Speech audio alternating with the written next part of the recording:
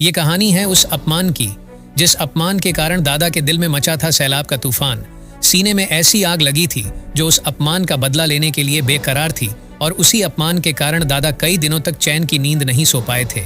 जब इंग्लैंड की टीम भारत के दौरे पर आई थी, अब खेल है दोस्तों, और खेल में हार और जीत तो लगी ही रहती है। वानखेड़े के मैदान पर भारत और इंग्लैंड के बीच मैच चल रहा था, जिसमें भारतीय टीम को इंग्लैंड के हाथों हार का सामना करना पड़ता है। लेकिन उस जीत में मगरूर इंग्लैंड के खिलाड़ियों ने बदतमीजी की सारी हदें पार कर दी थी। जब जीत के घमंड में चूर फ्लिंटॉफ ने वानखेड़े के भरे मैदान में अपना शर्ट उतारकर वानखेड़े का चक्कर लगाकर नाचने लगे थे।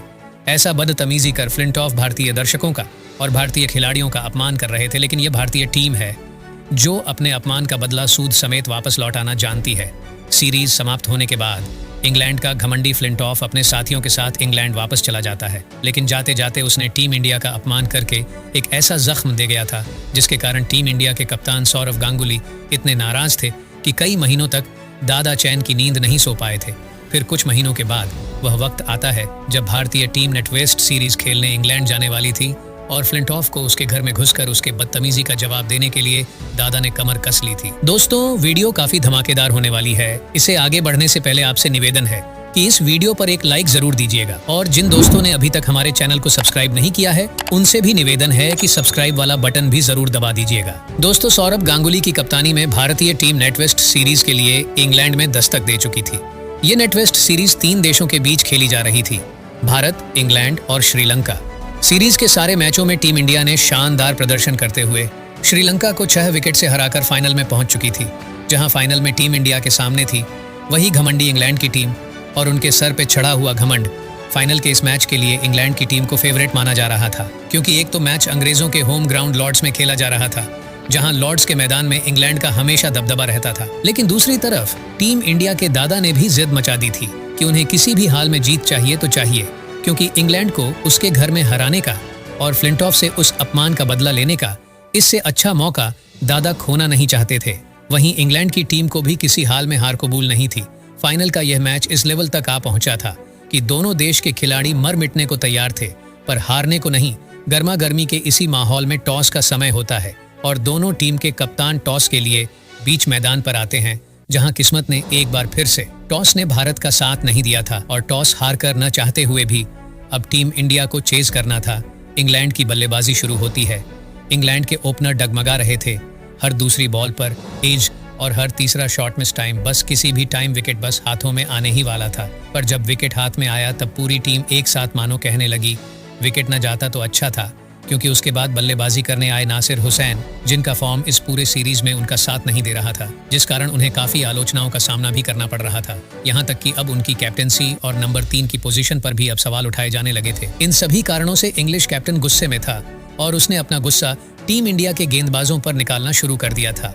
अगले 20 ओवर में नासिर हुसैन और ट्रेस्कोथिक ने इंडियन बॉलरों की वह घुटाई की कि सिर्फ 160 गेंदों में 182 रन इन दोनों बल्लेबाजों ने कूट डाले।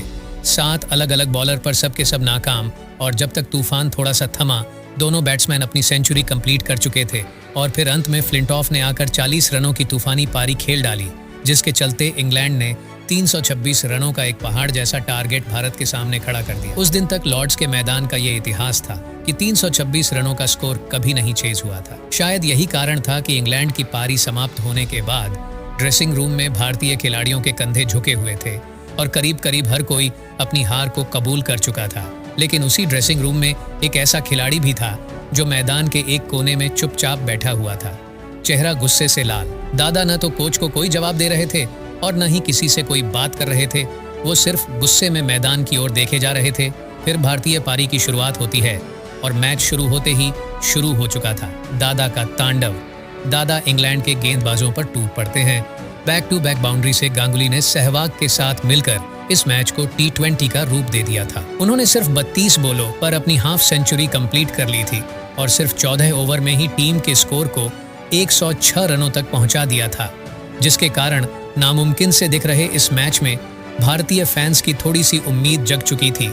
लेकिन तभी पारी के 15वें ओवर में दादा 43 बॉल पर 60 रन बनाकर इंग्लैंड गेंदबाजों के शिकार हो जाते हैं, और दादा के आउट होने के बाद फिर से वही पुरानी कहानी कैप्टन के साथ पूरी टीम पवेलियन वापस लौटने लगी। 106 के स्कोर पर गांगुली, 114 के स्कोर पर सहवाग, 126 के स्कोर पर दिनेश मोंगिया, 132 के स्कोर पर द्रविड़ और 140 के स्कोर तक आते आते ही सचिन भी पवेलियन वापस लौट चुके थे। जब तेंदुलकर 146 के स्कोर पर 5वें विकेट बने, तब स्टेडियम में मैच देख रहे दर्शकों के लिए, घर पर टीवी से चिपके हुए लोगों के लिए, यहाँ तक कि ड्रेसिंग रूम में बैठे खिलाड़ियों के लिए भी ये मैच खत्म हो चुका था। लोगों ने गुस्से में टीवी और रेडियो को भी बंद कर दिया था। अब तो बस ये देखना बाकी था कि भारतीय टीम यहाँ कितने रनों से इस मैच को हारने वाली है। तब ऐसी स्थिति में टीम इंडिया के 2 युवा बल्लेबाज युवराज सिंह और मोहम्मद कैफ क्रीज पर बल्लेबाजी कर रहे थे। शुरुआत में इन दोनों बल्लेबाजों ने मैदान पर थोड़ा वक्त बिताते हुए सिंगल डबल लेकर गेम को चलाया, लेकिन धीरे धीरे इन दोनों बल्लेबाजों ने मैदान पर अपने पैर खुटे के जैसे गाड़ दिए थे। साथ ही अब दोनों छोरों से इन दोनों बल्लेबाजों ने बड़े शॉट लगाना भी चालू कर दिया था। दोनों के बीच 100 रनों की साझेदारी हो चुकी थी और दोनों अपने अर्धशतक भी पूरे कर चुके थे। इन दोनों बल्लेबाजों की ताबड़तोड़ बल्लेबाजी को देखकर ड्रेसिंग रूम में बैठे खिलाड़ियों में भी जीतने का जुनून जाग चुका था। खाली पड़ा स्टेडियम एक बार फिर से भरने लगा था, क्योंकि आप हर किसी के दिल में इन दोनों बल्लेबाजों ने जीत की उम्मीद जगा दी थी। हालांकि 63 बॉल पर 69 रनों की शानदार पारी खेलने के बाद युवराज भले ही आउट हो जाते हैं, लेकिन तब तक टीम इंडिया 41 ओवर में 268 रन बना चुकी थी। और साथ ही खुशी की बात यह थी कि मोहम्मद कैफ अभी भी शानदार फॉर्म में अंग्रेजी गेंदबाजों पर कहर बरसाए जा रहे थे। जिस फ्लिंटॉफ ने वानखेड़े की भरी महफिल में भारतीय टीम का मजाक उड़ाया था, जब वह बॉलिंग अटैक पर आया तो कैफ ने उसके 1 ओवर में ही 3 चौकों की हैट्रिक ठोक डाली। मोहम्मद कैफ पूरी बहादुरी के साथ अंत तक अंग्रेजों के साथ लड़ते रहे और उन्होंने 75 गेंद पर 87 रनों की शानदार पारी खेलते हुए 3 बॉल शेष रहते ही भारतीय टीम को जीत दिला दी और लॉर्ड्स में 326 रन चेज करके भारत ने इतिहास लिखते हुए लॉर्ड्स के मैदान में तिरंगा झंडा लहरा दिया था। और इस जीत के साथ ही भारतीय खेमे में जीत के जश्न मनाने का प्रोग्राम चालू हो जाता है। फिर क्या था, दादा ने उतारी अपनी शर्ट और हवा में लहराते हुए फ्लिंटॉफ के उस अपमान का बदला भी ले लिया। तो दादा के इस जश्न पर 2 शब्द कमेंट में ज़रूर लिखिएगा। और अगर ये वीडियो आपको पसंद आई हो तो चैनल को भी ज़रूर सब्सक्राइब करिएगा। इस वीडियो में आखिर तक बने रहने के लिए आपका बहुत बहुत धन्यवाद।